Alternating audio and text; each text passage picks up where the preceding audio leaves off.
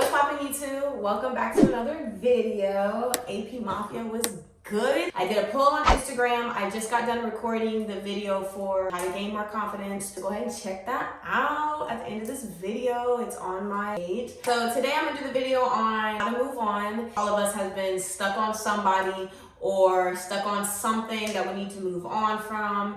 So this is how to move on 101 with Avalon Paris. Okay, so let's jump in. Number one, let it out. What I feel like is very important is letting all the emotions that you feel out of you, because what's gonna happen is you're gonna have all those emotions you didn't let yourself feel yet, and you wanna bottle it down or you wanna drink it away or whatever it is. And not only will you not heal from it, but it will damage you without you knowing. For future relationships or future situations, or even like how you speak to people or how you go about life now, like it does affect you. Cry. You're not weak because you cry. To the alpha females like myself, I have a hard time dealing with emotions because it's just natural not to want to feel weak. And especially men. Society has put it in your head that you can't let your emotions out unless you're weak, or you're a baby, or you're the B word, or things like that. And it's not true. And what happens to those people who say those type of things? They end up emotionally and mentally damaged for life because they don't face their problems. So let it out, cry, be in your car, go to an empty parking lot and just scream. Let it all out. To the gym, work it out. They have punching bags, punch it out if you're an aggressive person. If you are more into writing, write it out. Even if you're not into writing, I do actually recommend that you get a piece of paper and just write out everything you're feeling. Write everything that's going wrong with you right now. And then if you have a close friend or something, vent. If you can afford therapy, go to therapy. If you can afford therapy, go to therapy. It's different for everyone. Therapy may not work for you. Venting, screaming may not work for you. There's actually a place, I don't know if it's everywhere, but you can go and you can smash things. Like I think you pay and then you go in a room and they have all these things you can destroy, just let all this anger out. After you cry, is everything gonna be better? Oh, of course not. That's not how it works. But what it will do is it'll make it a little bit easier. Because when you have your emotions bottled up, it's easier to just go back with them or go back to it and not have to deal with it, because now you're distracted. You know what I'm saying? But you're distracted with something that's going to mentally and emotionally damage you more. Take your time, feel what you need to feel, get it all out. Forgive them. And I don't mean like, I forgive them, it's whatever. No, really forgive them. Have a talk with yourself. Maybe have your final goodbye with them. Sit down, hear them out. Understand why they did what they did, but understand that it's no excuse. Be like, okay, well, maybe he cheated on me because, he's damaged. Just because you understand and you forgive him for his actions does not mean that he deserves or she deserves a ticket back into your life. You're forgiving them for you, not for them. Fuck them. Okay. However you need to forgive them, whatever works for you, because everybody's different. When you can forgive someone without going back, that's growth. And if you have done that or you are doing that, you should be very proud of yourself. Okay? Number 3, distract yourself. Distract yourself with your goals. Throw yourself into work. Throw yourself into the YouTube channel you've been wanting to do. Throw yourself into funny videos you've been wanting to do. Throw yourself into school. Throw yourself into, helping your family out. Stay busy. Put yourself out there. Go out with the girls, with your friends, with your mom, with your grandma, with your homeboys, with your little brother, by yourself.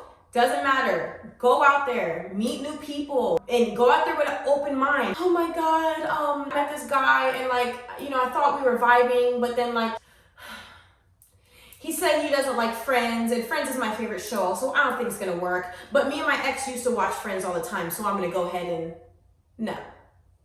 Don't you dare do that shit. Just because you go out Thursday night and you didn't meet any people does not mean that later on Thursday night when you get home, you need to call up your ex, because he just knows you.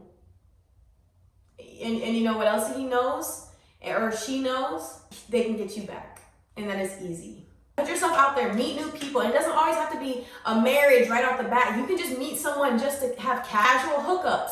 That's okay. Stop letting society make you think, I'm not saying casual hookup with every person you meet, but having a casual hookup and not, looking for a relationship is okay. You can just have someone in your corner to help you get over that last guy. When your friends invite you places after a breakup, go. Go. I know I'm a homebody. I don't want to go. No. You don't want to be in the house during the breakup, and I can promise you that, because all you're doing is thinking and you're looking at your phone like you want to text him back. We're not doing that. Go out, have fun. Life is too short to be held up on someone who does not appreciate you or know your worth. When you're over that person or you're over that addiction, you're going to think back like, I cannot believe I was acting like that, or I cannot believe I tolerated that. When you are doing good, the devil wants you. The devil doesn't want you to do good, honey. The devil doesn't give a fuck about you doing good, okay? They want you to come back into whatever toxic situation that they put you in, or whatever bar that you constantly, get alcohol from, which causes you to have an alcohol problem. Whatever it is, they want you back. The devil does not want to see you happy. So when those people come back, understand that is the devil. That is not God. God's not bringing that man back to you because y'all are meant to be, okay? So I'm thinking that God's not going to bring you back a toxic man. And that's just a fact. The devil will. So don't mistake the two. All the freeness that you're feeling, all like the good things that you're feeling since you left that situation or person, now that's God. Them coming back, the devil. Good situation, God.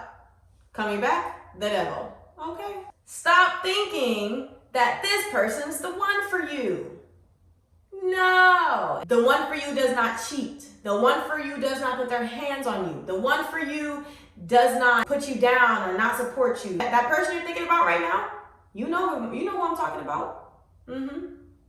No. Number 4, understand what happened and what it taught you. This really helped me personally, because I started thinking, what situations taught me and what did I learn from them. And a big thing that I learned is that when God sends me signs or red flags or numbers or anything like that, I pay attention. Now I definitely pay attention. You could either be a lesson for that person, they could be a lesson for you, or you guys could be a lesson for each other. What sucks is that there are situations where you might hurt, but you were used as a tool to shape this person in a different way. You were supposed to be a lesson to them. And I used to be like, dang, like, why I gotta be the hammer when he's building a house for another girl? Why I gotta be me? Like, why I gotta be used? But now that I look at it, it's like I'm happy. Like, it's like I feel like I was chosen. I feel like God, decided that I was going to be the person to change this man's heart. So when he is done with me and he's treating said girl, every way I felt like he could have treated me, I don't feel any type of way. I'm happy, because who knows, like, maybe she needed it more than me. Maybe, maybe she was broken and had no love in her in her life, and maybe if she would have met him when I met him, maybe it would have tore her. Maybe she would have taken her. Maybe she would have gone a bender and have an alcohol problem or a drug problem. You never know. So I actually feel honored that, God would choose me to be a tool to help, someone else. And on the other hand, it could be that, they're a lesson for you. Like, let's say you were in a situation and you saw so many red flags, red flag. Hey, he's getting aggressive. Hey, she's, cussing you out for no reason. Oh, they're doing this, and alcohol just got you a DUI, and drugs just got you almost jail. All these red flags and stop signs that God's putting in your way, and you don't listen. Have you ever noticed that the more you mess with someone whose red flags you've ignored, the worse it gets? It starts from, maybe like, he got a little aggressive, and you let it slide.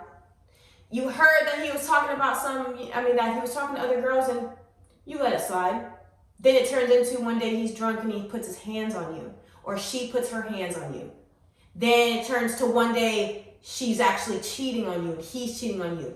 The more red signs you ignore, the worse it gets. So they could be a lesson for you. God's showing you, hey, before you get invested in the next relationship or situationship, when I show you red flags about he or she, listen this time. If you sit down and actually ask God for a sign, one will be given to you. I promise. One will be given to you, and you will see it. So after the situation, really sit down and think like, okay, what did I learn from this? Write down what you learned.